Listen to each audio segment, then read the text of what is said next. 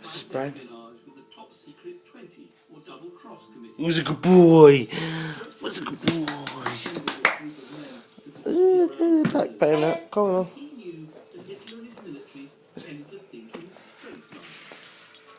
Get it, Brian. Get off. Get it.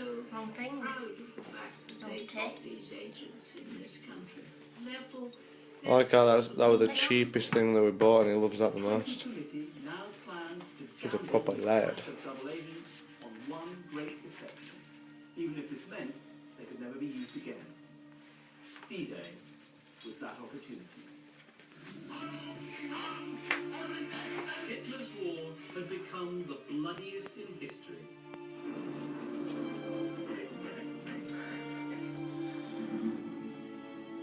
I think that bed might be a bit too big for him at the minute. In Russia and on the Eastern Front. There's ball. The Allied commanders knew that the war could only be won by invading France and driving the Germans all the way back to Berlin. But Hitler constructed a zone of death to defend the coast, the Atlantic, and his forces greatly outnumbered the Allies. Churchill knew he couldn't. That's what happens when you try and play football through your phone. The invasion was coming. The vital question was when. Hitler believed an attack would come in Calais, the nearest French port to Britain, and here he massed a huge defensive force.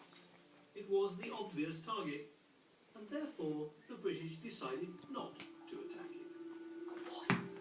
Normandy was further away, but it had gently sloping beaches. Now what? Now what are you going to do? Get it! Get in. Was also You're going to attack my foot instead. But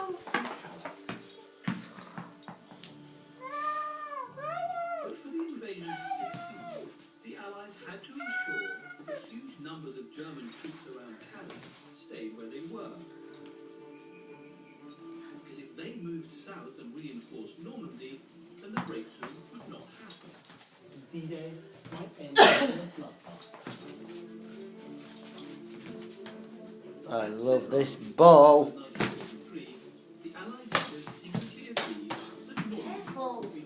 Fucking nearly got the TV. Some German chat on.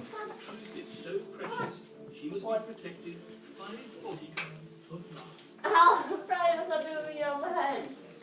Bye bye. Brian, come. I was too excited.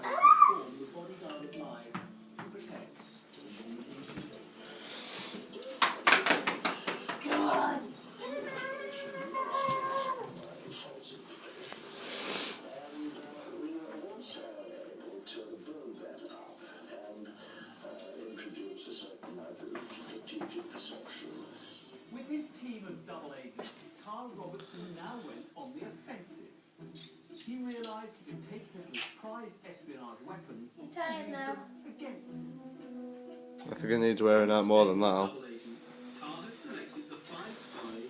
What you doing, buddy? He's just gone into his cage to get... What? He's gone into his cage for something. He's going into his cage for something.